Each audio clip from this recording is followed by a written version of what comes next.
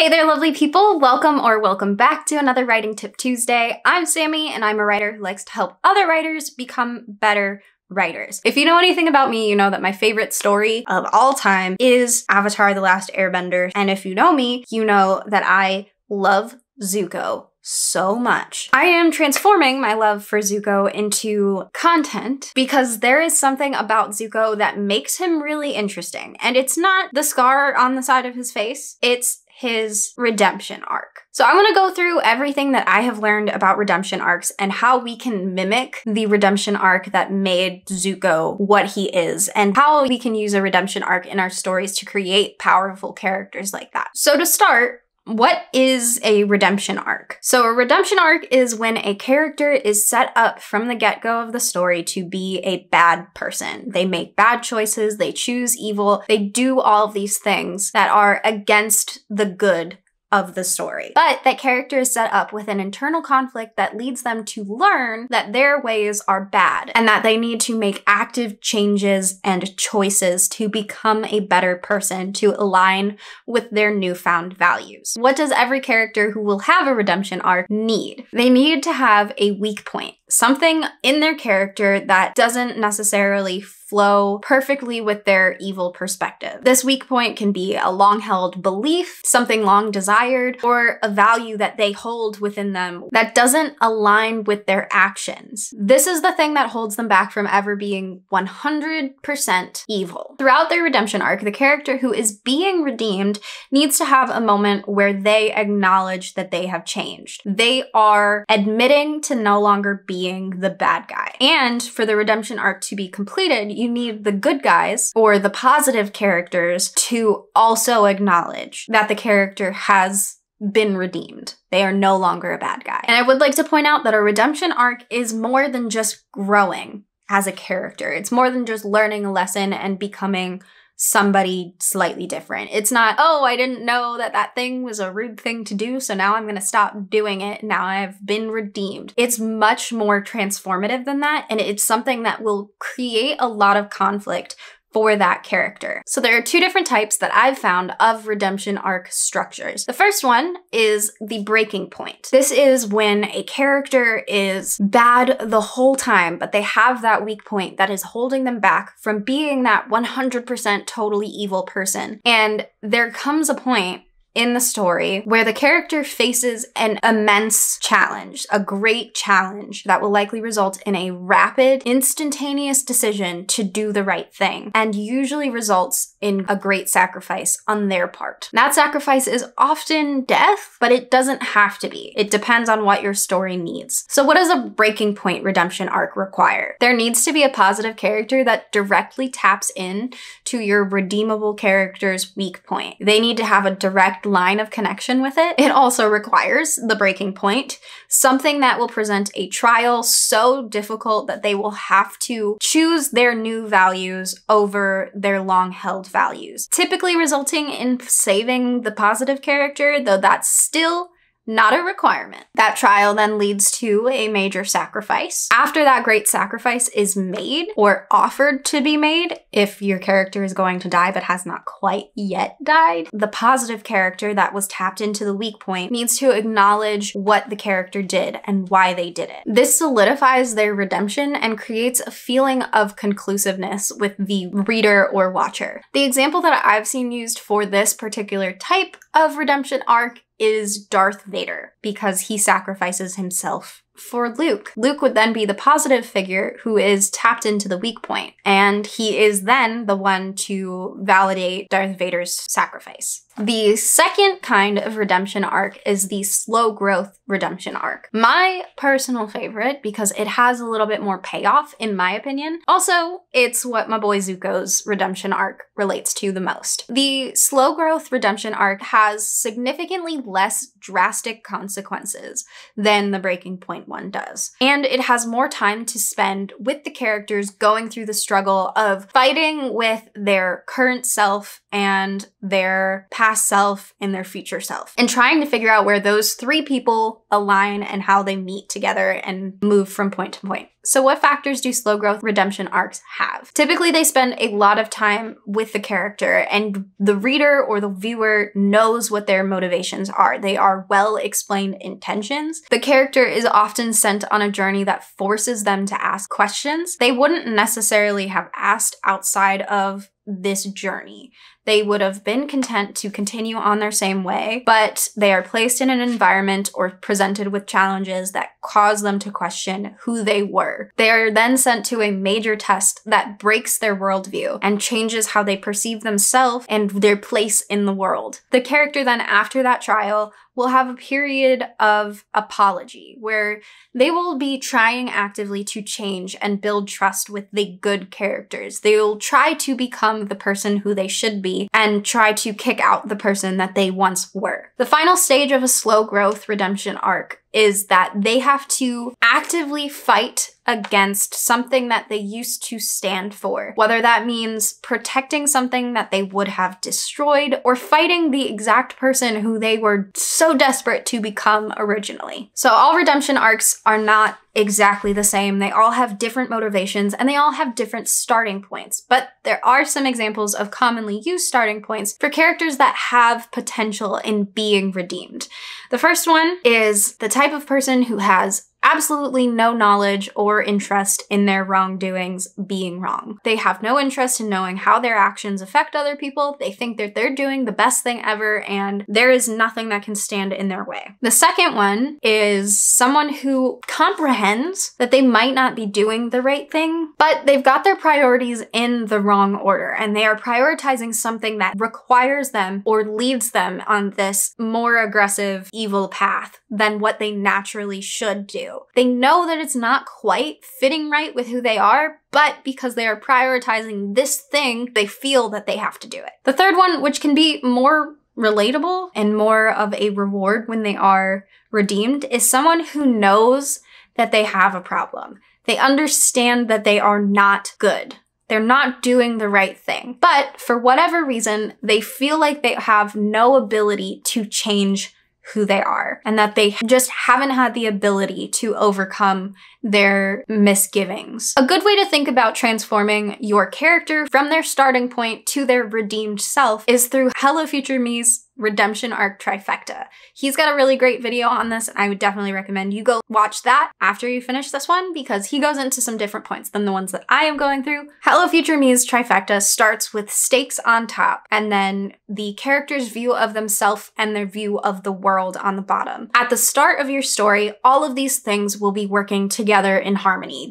Long ago, the four nations lived together in harmony. So those three factors of their internal space will be working together. They all are congruent. They all make sense because of them being fully connected. At some point in your story, they will have a lesson brought to them. They will face a trial, they will meet a person, they will witness something, they will be brought out of their surroundings. Something will happen that will change a part of this trifecta. Either the thing that they are working towards changes, or the way that they perceive themselves changes, or the way that they perceive the world changes. Once those things are not perfectly working together, they are brought to an internal conflict that leads them to make choices that some of them may be bad, some of them may be good, and this will lead them to be on that redemption path. Someone who has a breaking point redemption arc will likely be making a lot of the wrong choices until they get to that final decision. Whereas somebody who is on a slow growth redemption arc will probably make some of the right decisions and then several wrong decisions and one really good right decision and then another wrong decision that brings them back down, and it'll be just an entire track of just up and down and up and down and up and down and up and down. The easiest ways to work towards changing your character's triangle is to change their perspective on either themselves or the world by having them confront the results of their actions. Having a character who is pulled out of their element and forced into hiding in a place of the people that he is actively supporting the destruction of and seeing them as people and seeing the effects that the war is having on them firsthand and empathizing with them can lead you to change your worldview. If you think, I am the Prince of the Fire Nation and I'm working to get my position back so that I can continue to spread the wealth and prosperity of my nation to these other nations. And you see that there is no wealth and prosperity being spread. Your view of the world has changed. Well, now, because your view of the world has changed, your view of yourself in line with the view of the world doesn't match up right. And your view of the world doesn't really align perfectly with what you are fighting for, what you find to be at stake. So how do you deal with that? You change other things. So if you change how you perceive yourself from being a dishonorable, banished prince to being honor comes from kindness and compassion. So by me being a kind and compassionate person, I am honorable. Now maybe you are gonna change your stakes. Maybe you're not gonna be working so hard to be seen as favorable in your father's eyes. Maybe you're gonna fight directly against what you're going for. Nah? You can change your character's perspective on themselves or the world pretty easily. Changing their stakes is a little bit different, but change their perspective on themselves or the world by showing them direct consequences of their actions. If they do not believe they are doing anything wrong because they are participating on a government-led excursion to save an area from themselves, they're probably going to perceive themselves as a hero. They are saving this culture of people from the struggles that they are facing because of how they choose to live. They're gonna save these savages. Once they get to know the people who are supposedly these savages, they may see that they are actually ruining a lot of people's lives. Maybe I'm not a hero.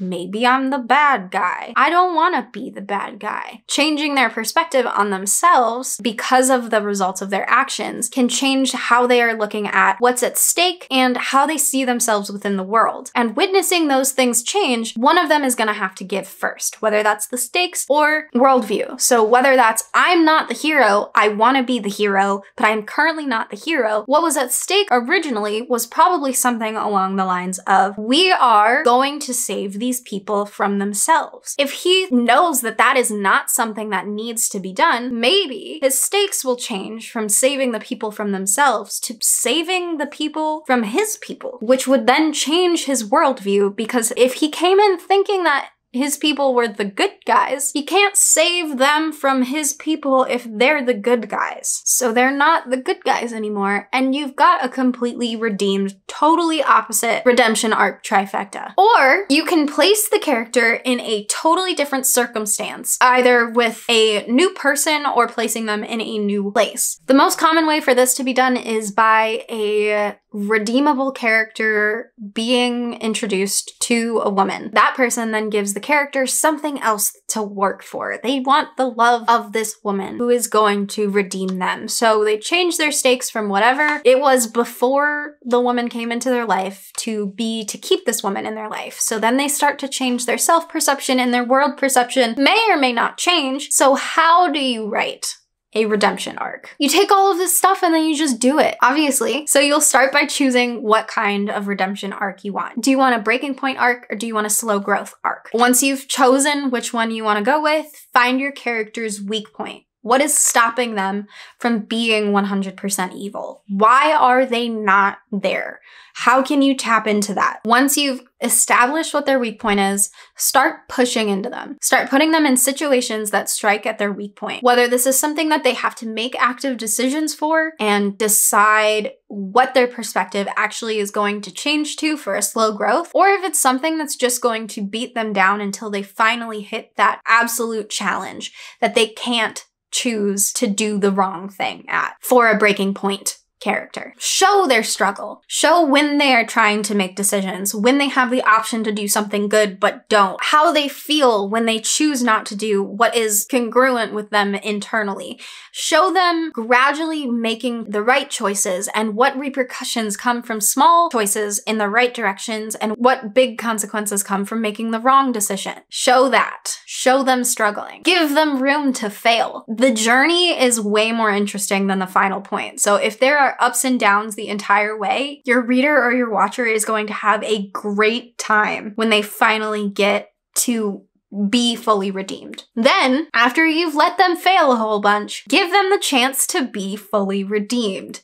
redeem them, prove their redemption, challenge who they were completely. Either have them put up their sacrifice in a breaking point arc, or put them up against something that is the epitome of who they once were and have them choose the right side. Have your other characters acknowledge their sacrifice. Have your other characters acknowledge how far the redeemable character has grown and acknowledge them as being a good guy. And keep in mind that people are complicated. People are really, really complicated, and making big changes is really hard. And sticking to changes when you have lived your whole life one way is really hard. So do not be afraid of giving your characters those ups and downs. A character who has a harder time choosing the right thing will have so much more of a payout when they do choose to do the right thing. When they reach that point, it's so much more rewarding when we've seen them fail. We've seen them choose the wrong thing, even when they know that it doesn't line up, and we've seen them regret choosing the wrong thing. We will be so much more rewarded as readers or watchers to see a character try. And when they are finally able to reach that final upward momentum and choose the right thing, that'll be so much better of a payout than if you were to have a character who was bad,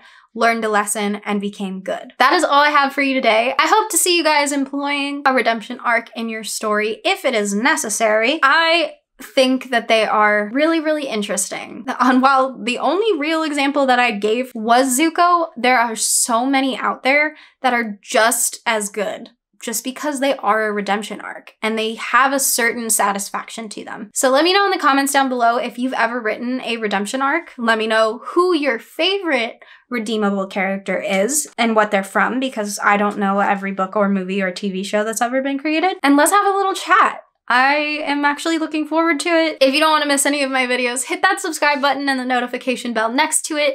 I'm here every Tuesday and Saturday for Writing Tip Tuesdays and Story Study Saturdays, but I will be back on Saturday for a Story Study Saturday.